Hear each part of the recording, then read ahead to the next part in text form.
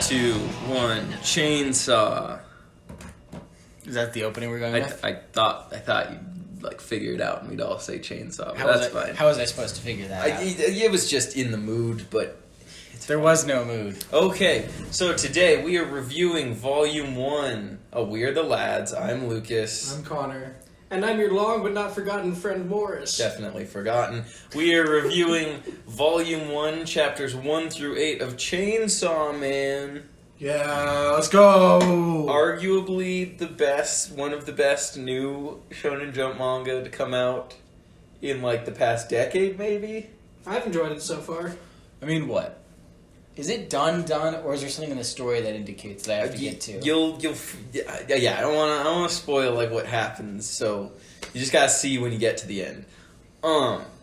As of recording, I guess it's been a while ago now, but the Chainsawman anime's been announced. It's by MAPPA, so it could, nobody really knows what to expect from how it'll look or feel or anything, but I'm excited. But in the meantime, we're reading the manga. I've read all the way through it. Morris is reading it for the first time, and Connor is like halfway through it right now, right? I'm like a third of the way through it. I would like to mention that this is the only manga I've read in the past decade, so I can confirm that thus far it is my favorite. That's good to hear. That's until you read Kiss X Sis. Or Black Clover. Or... Actually, no, Chainsaw Man's better than Black Clover. No, Kiss X Sis, though. Is this short for sister? My sister is among them. Cool. Okay. Anyways, so we read the first 8 chapters. This is kind of a redo of our first video because last one kind of was terrible. Wasn't great. I mean, this one will probably be worse audio quality because we're doing it on phone. But exciting news! This is the first time we're recording a podcast all in the same place. We definitely need to invest in quality mics that we can all hold. Or not be lazy and actually go get my mic next time. I can now stroke the lad's hair while we're doing our manga review. You touch me, you die. Yeah. Another fun fact to establish the scenery is Morris's 21st birthday the day we record this. Yeah, I turned 21. Unfortunately, he's the baby of the family, but... That's true. I'm the baby brother of the friend group. Wouldn't call you my brother. He's the baby, gross adopted nephew. How does one adopt a nephew? It's for me to know and you to find out. Anyways, so Chainsaw Man. Very, very interesting series. I would say kind of dark for Shonen Jump. Yeah. Like, our main character did get... not disemboweled, but, disassembled in the first chapter. Ain't nothing wrong with a little disassembly. Lego encourages it. But... You proud of that one? I think he is. We start off with Denji, our little one-eyed, one-bald man. Flying purple people eater. That's what they used to call Just Tuttle Twins. Just gonna keep doing this kind of thing. Okay. Yes. And his little chainsaw dog, Pochita. I want a Pochita action figure. You can get a plushie for $12, and even though it's not payday and my bank account is very small, I'm so tempted. They come in 2 different sizes. Honestly, if I'd found out sooner, I probably would have got that for Morris's birthday instead of what I got him, which for viewers at home is a libertarian children's book. It's called the Tuttle Twins, and it's amazing. As long as these guys are plugging plushies, I can't recommend enough the Tuttle Twins series. Lucas got me the 11th book called Messed Up Markets. You guys are going to love it. Look forward to Tuttle Twins reviews in the future, maybe, except I'm never going to read them. They will be a Soul Morris podcast. Oh, God. We'll see how well I can do in spin-off series. You'll have to edit them alone, too. It'll be an experience. So they will be unedited, is what I hope you guys are prepared to see just a blank, one picture of a saltine cracker, and that'll be the background for the whole video. I'd honestly be impressed if you could manage that. If you could manage a PNG, Morris, I'd be impressed. Wow. Okay. I've gotten a quest. So back to Chainsaw Man. We got our main boy Denji. He's got a little demon friend, and he has millions of yen in debt. Because of his dad absolutely being a fucking puss. Not good with money. He should have read the Tuttle Twins. Yeah, it really was a messed up market for Papa Denji. There's a page in there that shows what happens when there's a limited supply and high demand. Yeah.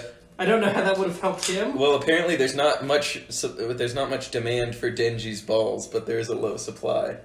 But there was what was the first thing he sold? His kidney. His kidney was worth a lot. Yeah, so there was a high demand for the kidney, but a low demand for the balls. But thankfully, he got all his parts back when his bosses, became zombies from the zombie devil and disemboweled him, and then I'm sorry to interrupt, but I'd like to add, we know he's the zombie devil because in the manga he says, "I just turned them into zombies because I am a zombie devil."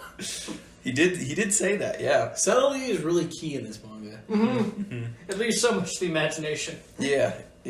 So, but then, Denji and Pochita make a little pact, and Pochita becomes Denji's new heart, and it's real wholesome. And then he, becomes a big chainsaw devil and murders all the zombies. Which is also wholesome. Yeah. Also, I think we just need to take a second to appreciate Denji in Chainsawman mode is like one of the coolest designs ever. I hope the anime does it justice. I'm scared, but you know what? If nothing else, we have these beautiful panels of just Denji just ripping into everything around him. Well, it's interesting too because I think that if you were to look for a freelance artist and say, "Hey, I want you to draw an anthropomorphic character who's part man, part chainsaw," that'd just be a very confusing commission to do. So the fact that someone had this idea and had a very good idea of how to illustrate it. I love how it looks. I love how the saws kind of exist as part of his arm. They're all the way through it, from his elbow out of his hand, and then just that doesn't come out of his head. The whole helmet he has in Chainsaw Man mode, very cool. And that's one thing I enjoy about any work of fiction, right? One of the things that I really like about Monsters, Inc., more than the story itself, is just how creative do you have to be to imagine that kind of world. So basically what I'm saying is that Monsters, Inc. is successful for the same reason that Chainsaw Man is successful. Hot girls. Boo is a minor. I meant the monsters, obviously. You're a monster. Like that You're one. the real Monster, Inc. Dang. That's deep. Anyways, speaking of girls, that chapter ends with the introduction of Makima. Thoughts on Makima? I'd let her step on me. So here's a question I actually want to ask you guys. So in the first couple of chapters, Denji gets compared to a dog several times. His bosses say, we like you because you like a dog, but I've never liked dogs. And they try to kill him before they get turned into zombies by the zombie demon. Because he's the zombie devil. Yeah. And she does the exact same thing where she compares him to a dog several times. She's like, "Hey, I want you to say either yes, ma'am, or woof." Right? And she refers to him as a dog. So obviously at this point in time, his living condition has improved. But do you think that she views him any differently than his former bosses did? Or do you think she genuinely cares about him? I think she definitely sees him as more useful than they did. Because they just see him as a way to make easy cash, but they also saw him as too big a risk. Makima, I think, sees him as very useful in all of her efforts in their agency, and I don't think she sees him as a threat. Yeah. And one thing that I notice is obviously he likes her because she's the first person to give him a place where he can have a shower, have a bath, have, an actual meal, right? He likes her because his living condition has improved substantially because of her, and I think that he associates those good feelings with her. But in terms of the way she talks about him, I think that she objectifies him just as much as his former bosses did. She just knows that, she needs to treat her asset better, is what I'm thinking. Obviously, I might think differently in later volumes. No, I think everything you're saying is very fair, and I think that's why I love Denji as a character, is I don't think he's unaware of how he's being used by Makima, or how expendable he is to Makima. I think it's just such an improvement from where he was before this that he's completely okay with it. Yeah. No, I think that's a good takeaway.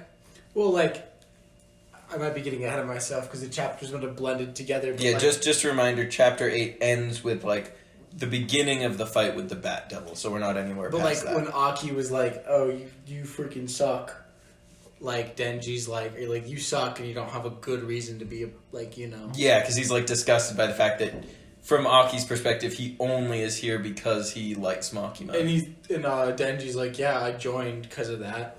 But like, I'm not giving up these living standards. Yeah, and that's the thing. It's more than just that he likes Makima. It's that he likes having a house and a bathtub and food and bread with things on it. And it's funny too because he said, "Oh, all of these guys, you know, who went in it for the money, they didn't have a strong enough conviction." But when you think about how much Denji values his new life because he's never been able to have food, you know, or really any kind of material wealth before, I would argue his convictions are just as strong as anyone who's in there for the right reasons, you know, quote unquote. I mean, it's probably the most he's ever had to fight for in his life because. Mm-hmm. I mean, outside of Pochita, because best boy. Yeah, this little guy. I mean, he does have a lot to fight for, but I would argue that he doesn't have as much to fight for as Power does. Does Power really have anything to fight for? Meowie. Meowie. Meowie. I love Meowie. Meowie never gets brought up again. No! That's not No! true. That's not true. Don't lie to him. I'm so sad now. Meowie was my favorite cat character. Yeah, okay, wait, let's go in order. So we talked about Makima a little bit. Thoughts on Aki? Thoughts on Sasuke? I like Sasuke. But, like, he's a good Sasuke. Mm-hmm. He's a less edgelord Sasuke. Actually, I mean, he's pretty edgy, but, like, it's explained, and, like, he's not, like... I don't know. I love the dynamic between him and Denji. Like, as Morris and I were talking about earlier, just such a good part when Aki is, like, shit-talking Denji a bunch, and then Denji just kicks him in the balls a bunch of times. And he's just like... It's a testicle devil! His balls got attacked by a testicle demon. That's a lie. Don't believe him. I like their dynamic. They're very fun. Well, I think that's a fun running gag, kind of like between characters in that, because later it's Denji and Power, and Power says they're arguing about whether or not, like, you know, she chose to attack the human or whether he ordered her to attack the demon, and she's like, hey, demons can only tell the truth, only humans are able to lie. So that's not true, you made it up. So I liked having that, you know, reoccurring, it's a good running gag. It's a good running gag. I like Aki because... Yeah, you have Maki, who's super serious, but, like, our very main characters, like, the characters we see the most are Denji and Power, we'll talk about in a second, and they're both kind of too content/stupid to care about how terrible the world they're living in is. Like, the world of Chainsawman is pretty awful. Like, I think they said somewhere in, like, chapter 6 or 7 or something that devils are mostly in Japan, right? Like... Yeah, there's not that many devils outside of Japan. Like, there's instances in other countries, right? Mm-hmm. But, like, they're not as... I don't think they're as consistent as they are in Japan. Like, a lot of them they're are in once Japan. in a blue moon. So people are, like, seeing devils fairly often. And then, of course, like, Denji and Power could be killed at any time if, like, the upper brass or Makima or the people above Makima say that they're not, like, worth the risk anymore. Mm-hmm. But, like, they have food, they have a nice house. Aki, like... you know, make some dinner and stuff, so they're content and, like, happy. Whereas Aki is not happy in life. He like, lost his whole family, and he just, like, wants revenge and is sad. Mm-hmm. And so he's a good, like, counterpoint to them. Like, obviously, if the series was just about Aki, it would be a lot more depressing and less interesting, but, like, as a foil to Denji, I think he's a really good character. Yeah, I think he's, like, we talked about it earlier, he's like he's a good rock in comparison to... Yeah, I think I used the term anchor. Like, he anchors us back to, like, what's actually going on in the world. How shitty this stuff. world is. Yeah. Mm-hmm. Where, like, Denji and Power are, like, you know, their own type of crazy. Yeah. Speaking of, let's go into Power. Let's talk about Best Girl Power. Once the anime comes out, there's going to be some disgusting things that come out with her. There better be. There better be, you fucking pervert. I mean, to be fair, like, you finish reading chapter 8, right? And, like, the next page is just a picture where you can just see Power's ass. So it's not like these perverts are coming out of the woodworks. They're just following the author's cue. But, like, Power's just so great, because, like, she canonically has a very low IQ. I forget what it is, but at some point they say what her IQ is, and it's minuscule. She like there's a conversation that happens like chapters ahead of where we're ending this conversation at today. Yeah. She's like my IQ's is 1,000. And and isn't there? Doesn't she like say that? And then someone else says like, she says like a high number, and then someone else says something about that number, and then she like doubles the number. She's like, oh, actually, I think it was 10,000. Yeah. Someone goes. The conversation goes like. Doubles. It's like after the next arc, after what we're at, and they go, yeah, we all have really high IQs or something, right? Like weird conversation to have, like narcissistic much, and they go, oh, why? And then Power's like, my IQ is like 100 something, and the person's like, my IQ is 120, and she goes, actually, my IQ is like 160. It was something like that. And then she's like, actually, it may have been 1,000. It's like, shit, Power. Power's great. Like flashing back to when she was eating a freaking grizzly bear's head, you know? So something that I find weird about Power is, I don't think she is the Power Devil. Because I think she's the blood devil. Yeah, she's the blood devil. So she like gets her power from like the fear of blood. Okay. Well, yeah. I guess to be accurate, she's not a devil anymore because she's a devil inhabiting a human's body. So she's a fiend. So question, they don't explain it too well in the lore right now, but is there only one devil for like every particular thing? As far as I understand, yes. There's one devil for each like concept, and that's a really interesting thing we see Makima say later. Is like. That's why she's like fascinated with Denji because, like, what we know is that devils gain power from like how scared people are of the idea. Of, and that's why like their concept. Cars, there's no such thing as a car devil because it wouldn't be scary. You know what I mean? Well, I think there might be. I mean, I don't know if we ever see one, but like, I mean, people. It wouldn't be a very strong devil compared to like but like the fox devil or the wolf devil, whatever. Yeah, and like he has blood. Obviously, quite a few people are scared of blood. So Power is like a fairly strong devil. I think she's also nerfed by being a fiend. I don't know exactly. And also, I think we talked about this in our other video too. But just to be clear, so you have devils that are like the monsters themselves, and then you have fiends that are a devil possessing a human, or not really possessing, because like fully taking over a corpse. Yeah, because I think the person is completely dead at that point. And then there's whatever Denji is, which is not either. Because, like, he has Pochita still alive in him, in theory, is what? But, like, he himself, his, like, soul or whatever, he is still human. But he can, like, then take on Pochita's powers when he pulls his little ripcord when he lets it rip. Do you think he has to wash that out? I think it's just, like, a string. But what do you think that's like when you're like, you're showering, you get the body wash, right? You're lathering. Yeah. What do you think that's like? Like, I don't think it hurts or anything. I think you just gotta be careful not to pull it, or like a saw will come out. Do you think there's a little like passes out of the shower, a little protector thing to prevent water from getting in? Yeah, like has to cover it in a Ziploc bag. Yeah. Like, have you guys ever had a cast? Yeah. Like that. No, I used to have. I had broke my leg in the 7th grade, right? Like the cast came up to here, so I had to take a trash bag. Put it over my leg and duct tape around it. I still swam with my cast on. Oh God! But I broke my wrist, but like. Right. So we got our setup. We got Makima as the boss, and then Power and Denji are like a dynamic duo working under Aki because he's like their senior member. And then we go on the big adventure. And Aki just hates both of them. Oh yeah, you can tell he's like in pain having to interact Aki's with like them. Sometimes there's like I can totally see the three of us being Power, Denji, and Aki sometimes because sometimes like one of it's more often that either Lucas and I are Aki and we're just like Jesus flipping good Lord, why am I with these idiots?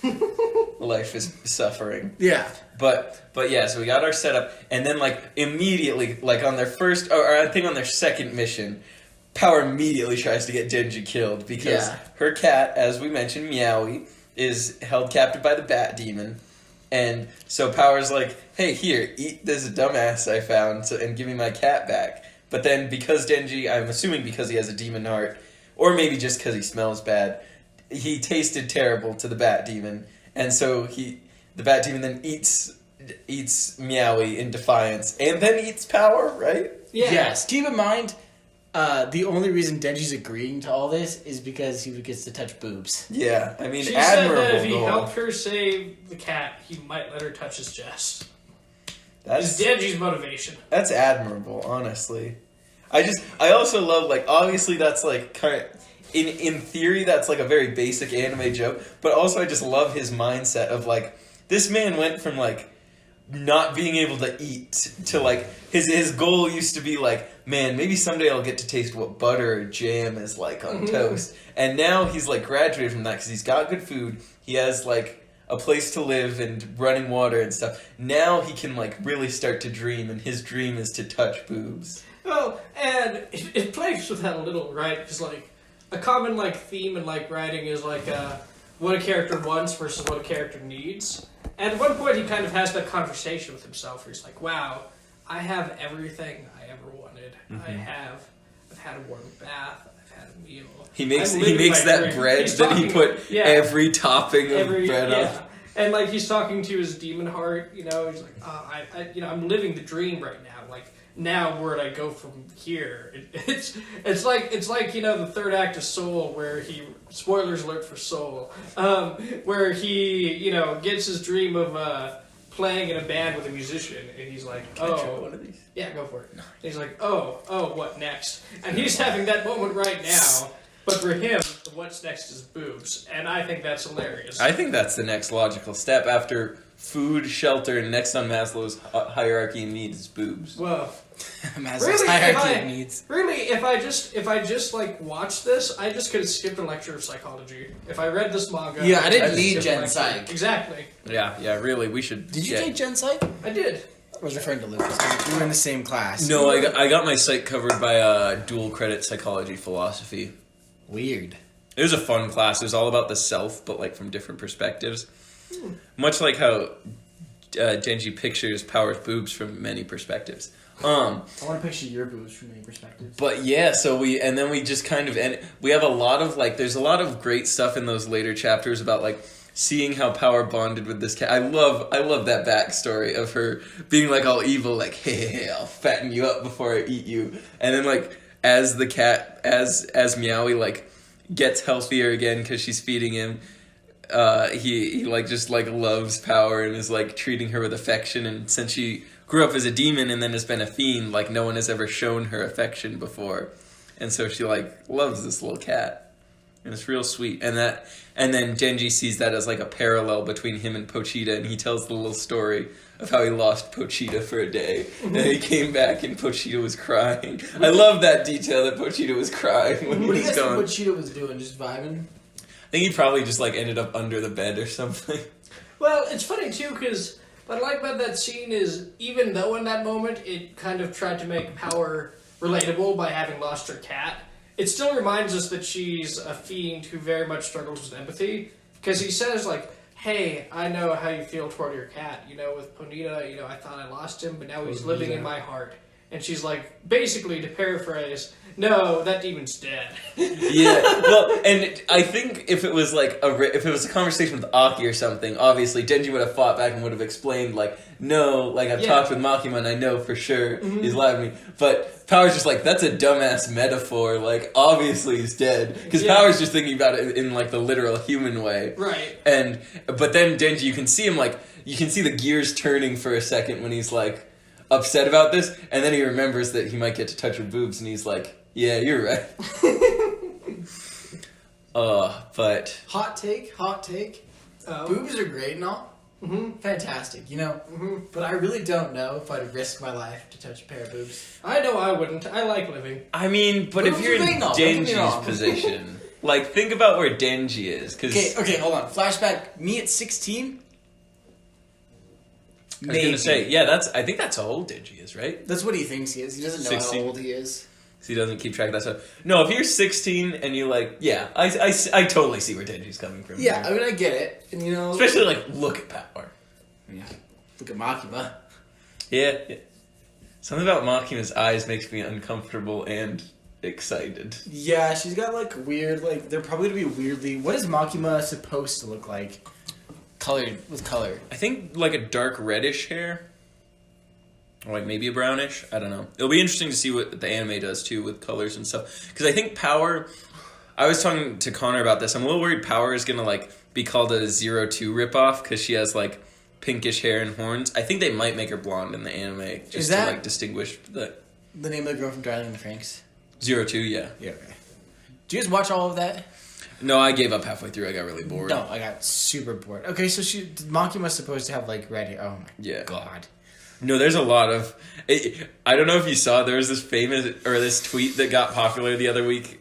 Someone was cosplaying Makima, like obviously an attractive girl was cosplaying Makima, and all the comments are just woof woof woof, bark bark, and all these dog noises from like fantastic. Very very thirsty men. People are gonna drool over Power. I mean, she's so great. I just love Power's introduction where she's like waving her hand. She's like, hey, grovel before me, humans. I think they'll make her blonde. I think that'll be the decision they make. I could see, or like a two-tone thing or something. It'll be good. But what would be the motivation behind changing the hair color?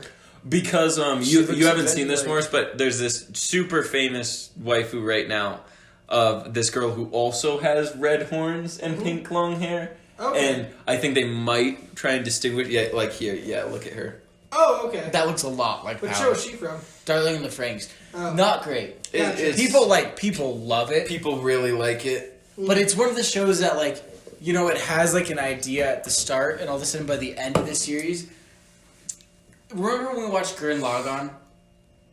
I don't think Morris wasn't hanging out with us. Okay, well, basically the idea is the show starts super simple, like episodically. You're dealing with like a little bit bigger enemy, right? Mm-hmm. And by the end of the series, you're in goddamn space, fighting aliens, and that's literally what Darling. We should do a Gurren Lagann review at some point. I'd be so down for that. That's a classified what's the one we perspective. watched? Yeah. What's the one we watched? Something pirates. Space Dandy. Space Dandy. Space Dandy's great. We should finish that sometime. I'd love to watch Space Dandy again. Cowboy Bebop too. I'd watch that. You've got a long to watch list because we also need to finish that JoJo finale. I want to finish JoJo so bad. We got to the Dio fight in part 3 of JoJo, and then haven't watched it in like a year. To be fair, that's roughly the time that people start going home because of pandemic. Yeah, It's fine. that's fair. We'll finish that sometime. Look forward to a part 3 JoJo, or maybe a full JoJo's parts 1 through 3 retrospective. Maybe see that in the future. Anyways, I think we about talked about everything happening in 1 through 8. I mean, outside of how uncomfortable the Bat Demon is, yeah. Yeah, he's gross, and he's His talking about little all the stub different. arm. He's talking about all the kinds of people he's gonna eat. Pregnant lady and for for dessert. dessert, a pregnant woman. It does, kind of Worst since you case, we have mentioned it. fat duck. It does remind me. It does remind me of JoJo in the fact that like all of the villains announce themselves. Because there's also that scene with the muscle demon, and he's like, "I can control your muscles because I am a muscle demon," and it's just. I just like how cocky and stupid all the demons are. Exactly. No, it reminds me of how every character in JoJo stops to introduce themselves. Okay, hold on. Understands power. Going back to the idea about the demons, sorry, and then we can wrap it up. I just want this to be one of the closing thoughts. Mm-hmm. You know how they're like, when like it's like Denji and Power's first day out on patrol together, and like there's a sea cucumber demon. Mm-hmm. Who's scared of sea cucumbers? I mean, they're kind of. I think they're supposed to feel gross. They look like penises. Like, they look phallic. Yeah, I'll give him that. Right? Are you thinking about that one scene from Demon King Daimyo? Like I am. Yeah. Nice. I'd edit that into the video when I make it, but that will like get Demonetized. us. Might get us banned. That's a pretty graphic clip. Like, look at that. Like, sea cucumbers are weird. We should show that clip to Morris after this. I'm down. All right. Anyway, yeah, I think that's a good coverage. We'll cover Volume 2 next time. Yeah. We're thinking about going volume by volume just to make it like easier and make thumbnails easier to make and stuff. And also, like it might give me an excuse to buy them because they're real pretty. And not an insanely long video. Like, this one's probably at 30 minutes, but like, you know, not an hour-long video. Mm-hmm. Yeah, no, I think definitely that, and then... And hopefully, sometime Connor and I will talk about more My Hero. Yeah, we got to catch up on My Hero. We do. Because what was the last thing we did? We were in the middle of the war. We were like near the end of the war, but I don't think quite at the end. And then we were talking about, I shouldn't say it in the video in case we don't do it, but we're considering doing a big Air Gear review because neither Connor and I both have some experience with Air Gear, but we have no idea how crazy it gets later on, and I've heard it gets really crazy. Maybe so that. Stay tuned, big things. Well, obviously we'll keep the weekly uploads like we've been doing. We've been really good about that. We may have missed this week, but we've been on top of that since January. Look forward to that. The Pokemon Nuzlocke will continue no matter the quality. Just rest assured that they will catch them all. No, that's not how it works in a Nuzlocke. You know, drop it down below if there's another manga or something you want us to look at. I'm thinking Medaka Box eventually. Oh hell yeah! I am so I haven't reread the Minus arc in so long, and it's like the best arc in manga. All right, but yeah, we'll cover all that later. Next time it'll be stone cold sober. So Yeah, not that we're. I mean, I think we're barely buzzed at this point. We had barely anything. But So we will leave it at that. I have been Lucas. I've been Connor. And eternally yours, it has been Morris. Morris, this is why we don't let you on the podcast. Well, guys, I'm going to disappear for a couple more Nuzlocks. It's been great. See you next time.